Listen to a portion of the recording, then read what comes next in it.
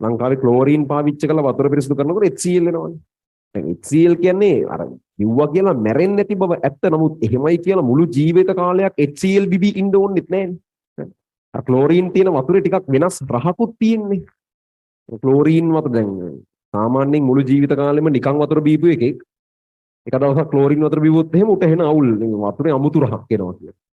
අනිත් පැත්තත් එහෙම තමයි. හැමදාම ක්ලෝරින් වතුර බීපෙවුන් ඔය කොහේ හරි ගමක ගිහිල්ලා නිකන් වතුර ටිකක් බිව්වොත් මේ වතුරේ අමුතු රහක් එනවනේ කියනවා. ඌ තමයි එච්චර කල් අමුතු රහක් තියෙන වතුර බීලා තියෙන්නේ. හරි වතුර රහ බලද්දී ඒක අමුතුයි වගේ කියනවා.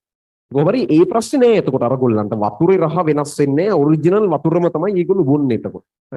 සහ ඊට අමතරව දැන් HCl වලින් දැන් ආමාශිත HCl තියෙනවා බිව්වට ඉතින් ලොකු අවුලක් නෑ කියන්නේ අපි හිත හැදෙන්න හදාගත්තුවා. හරිද? එහෙමයි කියලා අපි ලැබ් වල තියෙන HCl බෝතල් බීලා අවුලක් නෑ. එහෙම කිය නෑනේ. ඕක කාලයක් තිස්සේ යනකොට අනිවාර්යෙන් ඕකෙන් බලපෑමක් තියෙනවා. හරිද? ඒ හින්දා දැන් වැඩේ තියෙන්නේ අපිට ඕසෝන් ගන්න තරම් සල්ලි නෑ අපේ රටවල් වලට. ඕසෝන් ගණන් ක්ලෝරින් වලට වඩා ඕසෝන් වලට යන වියදම වැඩි. ඕසෝන් ගන්න තරම් අපිට සල්ලි නෑ.